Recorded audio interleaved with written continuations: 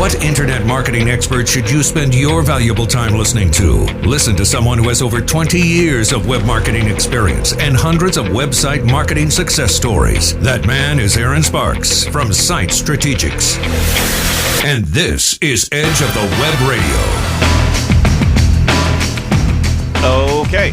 So we recognize the enormous need for inbound validation for our clients on a regular basis who are working with SEO. And we're preaching inbound value on a regular basis, but where do you start? You know, what are the core concepts of inbound link earning? Well, we listened to our speaker, the speaker out at SMX, Search Marketing Expo 2016. He was certainly on his game, has a world of information to share. So I'd like to welcome to the show Matt Siltala. How you doing, sir? Hey, good to be here. Very well. Thank you. You're more than welcome. Very impressed with the SMX presentation out there. And on top of that, we're going to have a link on the show page to your SlideShare presentation. Tell us a little bit about yourself, sir. That's a relevant backlink right there. That is? Oh, my gosh. Are you reading ahead? That's relevant back. He's reading ahead. So tell us a little bit about yourself. Ignore the Doug in the room, okay? All right. Well, yeah, like you guys said, founder of Avalaunch Media. Been in this industry for a long time. You guys might find this interesting. I actually got my start building websites back in 1997 for a radio station that I was a co-host on. Don't hold it against me, but I was a co-host on a morning country show. Yes. Awesome. And, Front page rules. yes, luckily it wasn't. I actually just used, I think it was, I can't even remember, like Cold Fusion or Dreamweaver or something. Yeah. That's way old school. But built the radio station's first 3 sister sites, and I kind of got into link building there and just messing around with title tags and seeing what it could do and how easy it was to manipulate the search engines back in 97, 98. Yep.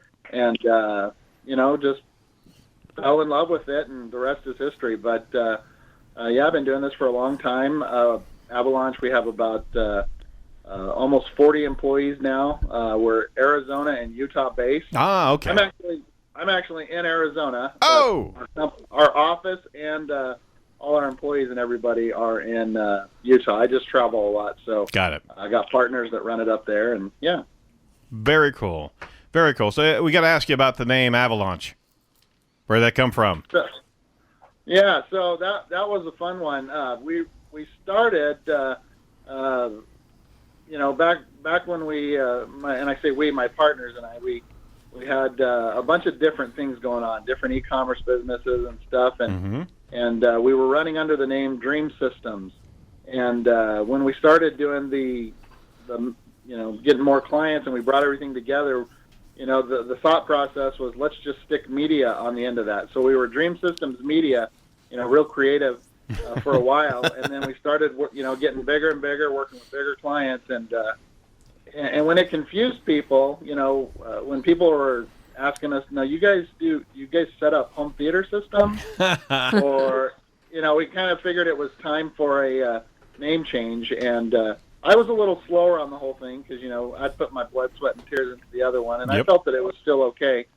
But, we just went through a big round of internally of different ideas, and Avalaunch Media is what stuck. And it was originally, there was a concept of launching websites, Avalaunch, and launching people and into the SERPs and whatnot, and our logos were all rocket based and cartoonish and stuff like that. But eventually it evolved into a Yeti. I think they decided to try to make pattern the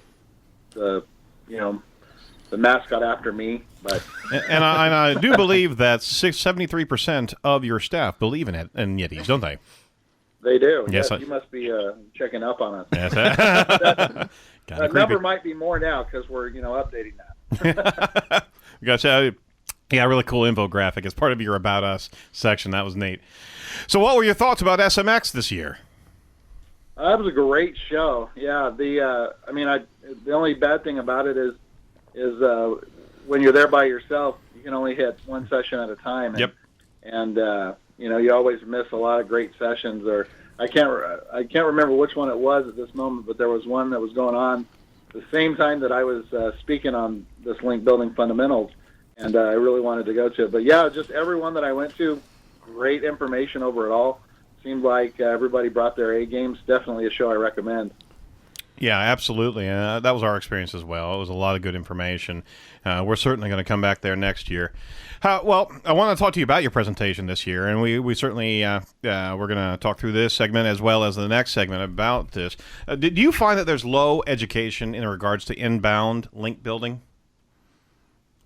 As far as maybe, well, this one's a tough one because there's always different levels. Like, especially when you have a room of 400 people, or I don't even remember how many were in there. Yeah.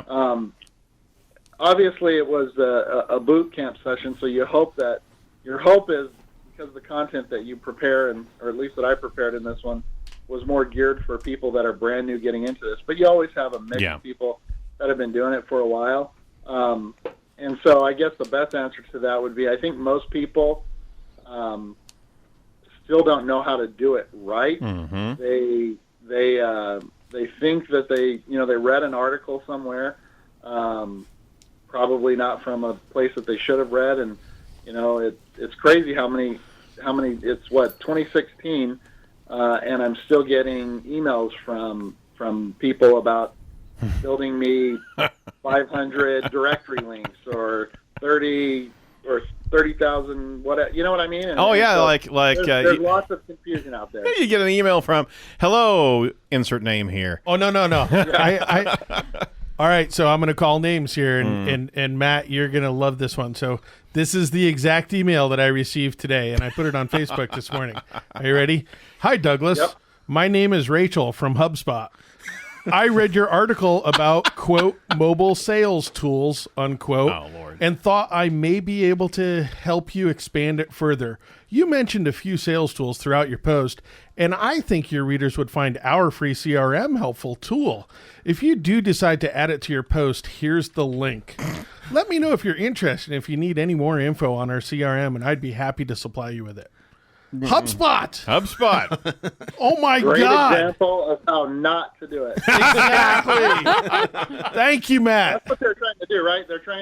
All they're doing is they're trying to show you what not to do. I mean, that's their approach. Evidently. All right. Well, I mean, you ran through a great number of pieces of information, and your presentation truly was not like entry level. I mean, it ran through some 15,000-foot views, but you really dug in deep. I mean, you went through different penalties recently over and over. Could you give us a quick run through of, I guess, what were your favorite points of information in the presentation? My favorite points of information in the presentation, I guess I would take it from what the feedback I got, because I mean, every single point, is important. It's important for you guys or for people to understand the background and the history. I mean, there's no need to go into all of the different penalties that are out there. Page layout, unnamed update, payday loan update, Panda, payday. All the stuff that's in that presentation. It's important for people to understand that, hey, this is something that's constantly changing. Yep. But there are certain things that are consistent with link building, and I guess that's the that's the part of it where I got the most feedback from people telling me where it was the most beneficial when they're learning about the the fundamental areas of link building, the fundamental links, or the foundational and fundamental links. And so that side of it is where I think they found it the most beneficial. Excellent.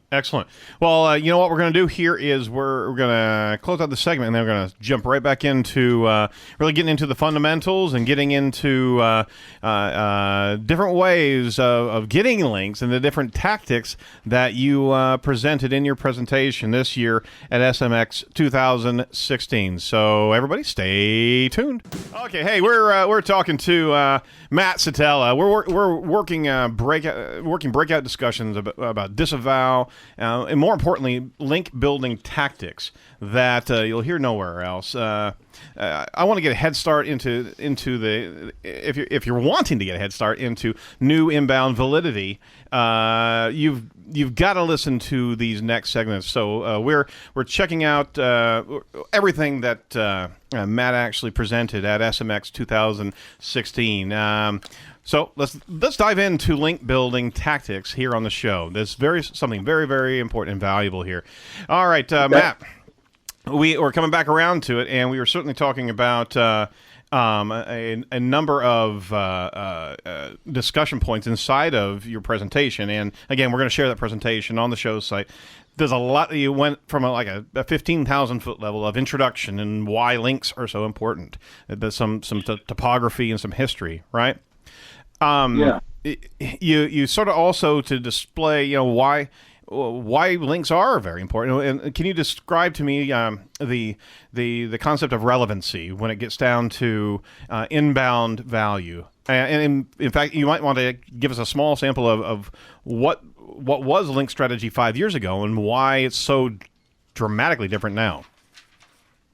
Yeah, it's crazy how much it's changed even in just a few short years. But I guess to the relevance, like to refer to the example because people will be checking out this deck. Yep. We talk about if you own a pet supply company and you have relevant links coming in from sites that are again, like let's say you sell pet food, but you have different pet related sites, whether they're ones that sell dog beds or cat houses or whatever it might be, anything pet related. Yep. When those type of sites are linking to you versus if you have perfume sites or Viagra sites or whatever, like a lot of the links that you don't know back in the day that you don't know what you were getting when, hey, we'll just buy, we'll buy 5,000 links and we'll rank.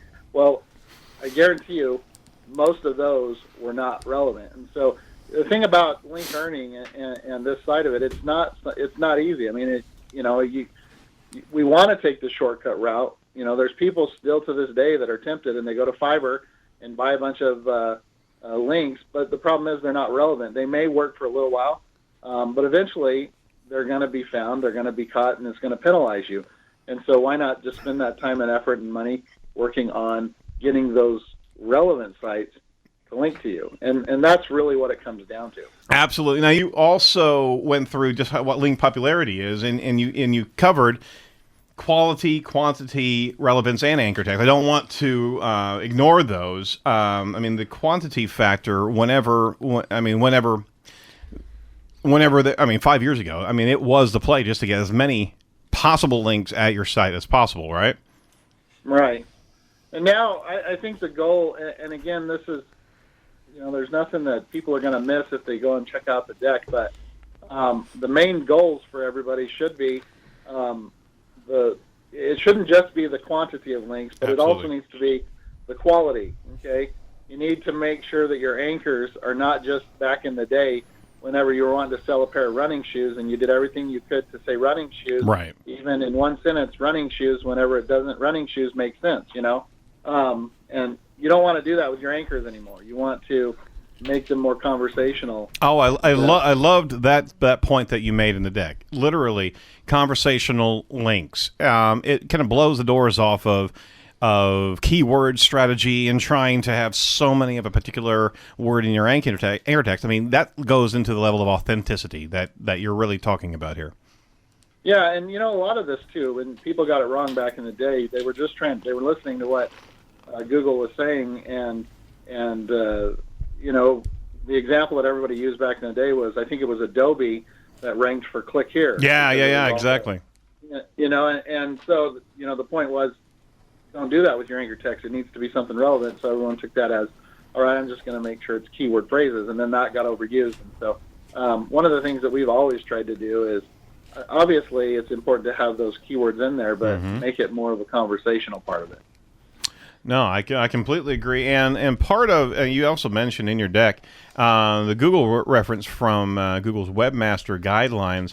I'll quote this real quick. Any links intended to manipulate a site's ranking and Google search results may be considered part of a link scheme and a violation of Google's Webmaster's guidelines. Additionally, creating links that weren't editorially placed or vouched for vouched for by the site's owner or page, otherwise known as unnatural links, can be considered a violation of our guidelines. So Google's telling us a heck of a lot of what they don't want in the linkscape. So your quality, your link popularity key pillars there certainly translate.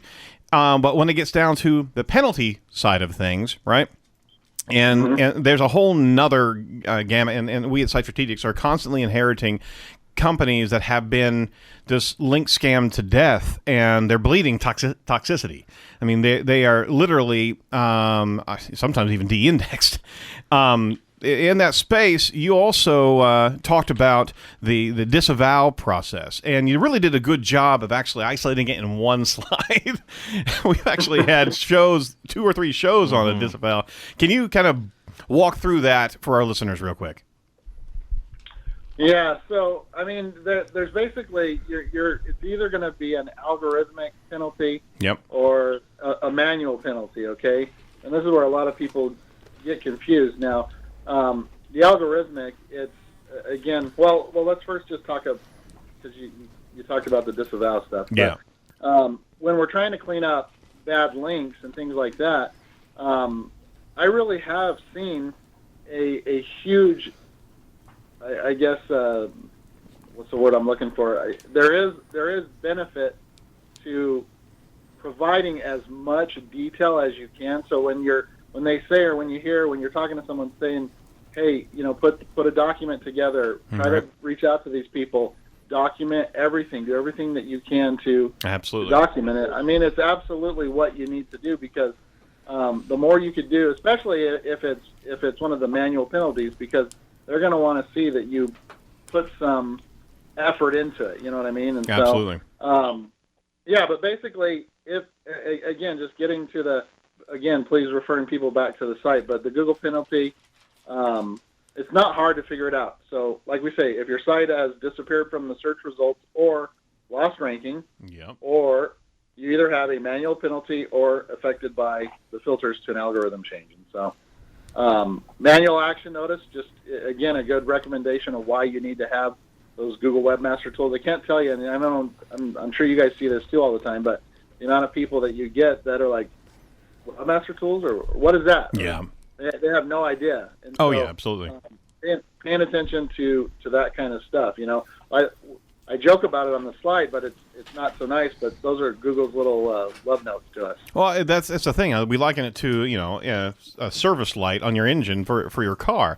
If you decide to, the problem, there's a disconnect, because Google's not going to tell you it's not going to communicate to you unless you plug into that tool, but it will absolutely give you some feedback on what it's seeing about your own website. You don't drive down the car with a service light for a decade, right? I mean, and this is what we're seeing from a lot of clients, is that they haven't plugged in, or the previous SEO firms did not give them that type of tool set, and they're blind. And that's or they didn't even discuss like their strategies and what they were going to do. And, absolutely. And these poor guys, they're under a penalty that they're going to have a hard time recovering from, because years and years and all the dollars were spent on bad links and bad networks and stuff like that. And then we have to spend all our time convincing them that yes, it's okay to spend your money with us, because we're not like them. And, exactly. That's always fun. That's right. Well, I want to tie off this segment and see if we can still hold you over to another segment and talking with Doug Carr from Marketing Tech Plug. Can you give us another round of questions for you? Yeah, absolutely. It was fun. Excellent. All right. We're continuing our discussion with Matt Siltala, president and founder of Avalaunch. We're going to continue talking about link building tactics. Now, Matt, on your slide deck, you threw in a lightning round, a couple key pieces of information, and I'd like you to kind of roll. We got about 5 minutes left. Let's see how many that we can hit and talk through. Let's do it. All right, so keeping the key components of link popularity in mind when building links, don't skimp on a copywriter. That's our favorite right there. Yeah, I mean, that right there, good content, mm-hmm. good copyright. I mean, that right there is going to get you links alone. I mean, obviously, you're not going to just post and pray like a lot of people do, but that's going to give you a better chance. Even if you do minimum promotion or outreach or That's whatever, right. you're going to have a better chance for links when the content's good, hands down. Oh, that's the thing is that, and what you preface the entire thing with, you have to have something that's linkable. Yeah. You just can't hunt for links when there's nothing on your site. You're not giving anything to there's no value out there. I mean, you've It's got to be think. remarkable to get a remark. I'm right? saying, yeah. It's got to be something special. And that's definitely a phase that we've gone through over the last couple of years, is kind of ditching the mass production of content and going for these premier content pieces. I mean, that's what Jen is working on with clients on a daily basis. Especially if you're a more established brand. I mean, it's going to be a little bit more difficult for a brand new brand, brand new company or whatever to do that, but they're going to need lots of content. But yeah, definitely for those more established ones. Yep. And that kind of brings us perfect to that next, all this is a perfect segue, because that next bullet point, make sure your links sit on mobile-friendly sites. Didn't we just hear about a update coming in May where even more preference is going to be given to mobile-friendly sites? So there you go. Absolutely. I was ahead of it. We installed AMP on all of our client sites over the last week. Oh, did you? Yeah. Oh, Looks they're cool. awesome. Yeah. Now we're just tweaking them. So it rolled out pretty well? Yeah, pretty good, but Webmaster has errors on Yeah. some pages that we got to figure out how to So analytics are nullify. working well as well? Yeah. Cool. All right. Sorry, that was a bit of it. Sorry, we completely derailed the conversation. Invest in SEO link tools after using the free trials. Absolutely. You've got to know the landscape. You just can't throw some dice and not have a monitoring software package, right? Well, it's like I said just a second ago, a lot of people want to post and pray.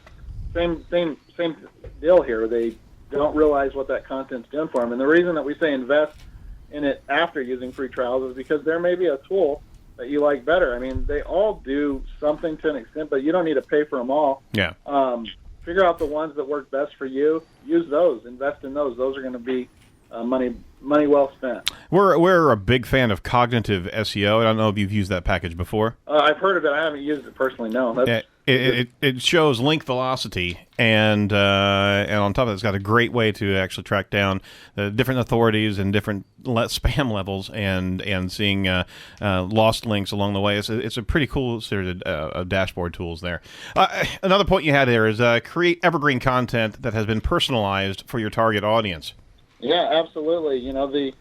This is the easiest kind. You create this kind of content that people love, and all you got to do is update it every once in a while. I mean, it's going to continue to be a hit. I mean, it's going to continue to be shared. We were talking about some of the social networks when we first got going on this show, but the thing is, you post it to some of those places, then you repost it as the new piece, or the updated piece. It's going to get in front of a whole new set of eyeballs and audience that may have missed it the first round. So Absolutely. Always good. Add an email capture to everything. Look into the content for a tweet aspect, right? Yeah, absolutely. Again, it's a good practice. It's something that it is going to help drive those links that you're looking for, more of those foundational links. Excellent. A couple of last pieces here, and create a knowledge vault of quality content. Rank brain you referenced there. You certainly need to have that as a series of categorical pieces for your for your website. But a site that uses no follow, but the link is worth having, point it to your social profiles for traffic. That was a pretty cool concept there. Yeah, absolutely. Because I like it, even if I am going to, if it's on a site where they're going to give me a no follow, but it drives a lot of traffic. I mean, I like, or even if there's a link that Google says, hey, you should disavow, or we don't like it, but I know it's on a site that's driving a lot of traffic, I'll still leave it. If it's driving traffic, if it's helping me convert, if it's doing something for me, it's worth having to me. Absolutely. Well, Matt, I'm out of time here. Just want to say thank you so much for going through this. There's certainly a lot more that we could talk about inside of inbound link building, and perhaps we can have you on the show here in the near future. What do you think? Yeah, I'd love it. That'd be great. Excellent. Well, thanks so much for joining us, and thanks for everybody around the table at Site Strategics and DK New Media Marketing Tech Blog. Be sure to check out all the must-see videos and much more insider information at edgeofthewebradio.com. Do not be a piece of cyber driftwood. We'll see you real soon. Edge of the Web Radio.